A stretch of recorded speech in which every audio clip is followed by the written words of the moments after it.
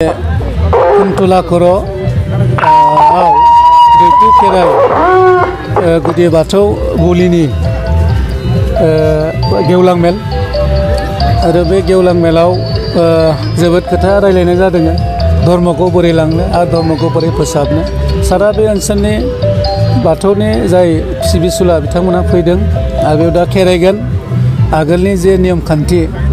बेखौ बिथांमोना लानानै बेखौ जाहाथे गोजौ लेभेलाव जाहाथे लांनो हायो जोंनि गेजेराव बिथांमोना बेखौ नाजादों आरो जोंनाव धर्मआ थानांगोन बयनावबो आरो जेखि धर्म फुजाया मानो गावनि जे बेक्तिया थिग थाग्रोनांगोन अब्लानो जों भगबान आरो इसोरखौ मोननो हायो दा आं जोबोद मोजां मोनदों मागो दमासियाव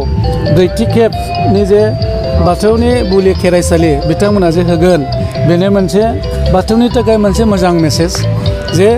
जों बयबो जे जाय बाथौ बुलि होग्रा बिथांमोनहा बेखौनो होबाय थाथों आरो बिथांमोननि थाखाय दिनै जे बे आर'ज खालामगोन जोंनि बोराइ बाथौ आरो आनान गसाइ भगबानाव जाहाथे जोंनि गेजेराव दिनै बे 2022आव बे बाइसआ जोंनि थाखाय बयनिबो थाखाय मोजां जायो बयबो आलो गोजोनै रायजो मोनजायो आरो जाहाथे जोंनाव कर'ना फैया आं बेखौनो बयनिबो थाखाय खावलायदों मागो दमासिया बयबो मोजां जाथों आरो बे गोदान बोसोराव गोदान मिजिं आरो गोदान सिमां लानानै बयबो आगयबोथों आसाफोर हिसाबै बिथांमोना जिहेतु बाथौ धर्मनि मोनसे पार्ट बेखौ बिथांमोना खावलायनाय लेखा गांफा आर'नाइजों मान बावदों आरो दमासि गोदान दमासिनि जुनै जे सिनायथि लादों गेदेरा उन्दैखौ सन्मान होदों उन्दैया गेदेरखौ सन्मान होदों बेनि हाबाफारि लानाय जादों दा जोंनि बाहाय दिनैनि बे ब्रैथि खेब जोङो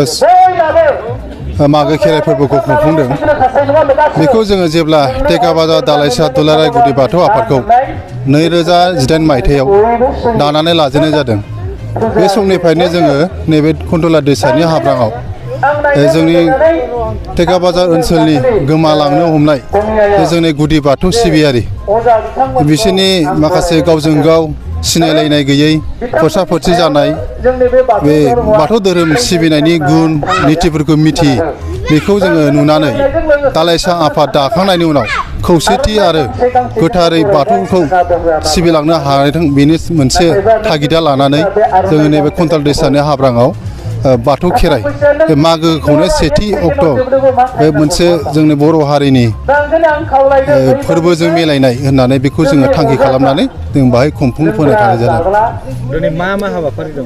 दिनैनि हाबाफारि हिसाबै जोंहा बाहाय थांनायाव जोङो साननैसिम खुंनाय जायोमोन देग्लाय नाथाय एसे बायदि क्रिटिकेलनि थाखाय देग्लाय जोङो खेब सानसेनि हाबाफारि लानाय जादों दा बाहाय जोंहा जोंनि दानि गोदान सरकार बिटिआरनि मानगोनां EM उखिल मोसाहारि बिथाङा दिनै बाव नुजाफैनानै जोंजों मदद होदों आरो जोंनि गसाइगाव जिल्ला दुलाराय गुदि बाथौ आफादनि मानगोनां आफादगिरिजों लोगोसे नेहाथारि जोंनि सेन्ट्रेलनि इउथनि आफादगिरिजों लोगोसे बिथांनि लोगोफोर फैदों दा जोङो बाहाय हाबाफारि हिसाबै दा मोनाबिलि समाव जोङो खेराइगोन दिनैनो बे से मागो बाव जों खेराइनो थाखाय थाग थियारि जानानै दङ दा मोनाबिलि समाव जों खेराइगोन जोङो टेकाबाजार होनोब्ला जोंनाव गासै 12था गामि गोलैयो 12था गामिजों जोङो बाहाय गासै 200नि बारा न'खरल'सै आरो बाहाय जोंनि बे गुदि बाथौ सिबिग्राया दा जों बाहायनो ज' जानानै जों मोनसे दालाइसा आफाद दानानै लानो 2018निफ्राय लानानै दाजेननायनिफ्राय देग्लायसिमाव खुंगा ब्रैथि जाफैबाय खेराइ फोरबो खुंनाया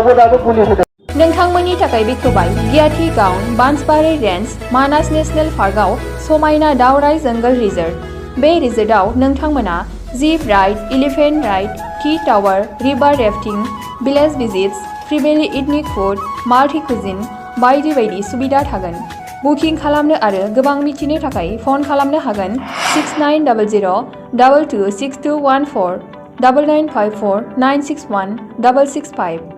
8638 360 282 9859 161 912 दावराइ जंगल रिजर्ट मानास नेशनेल पार्क गियाथि गाउन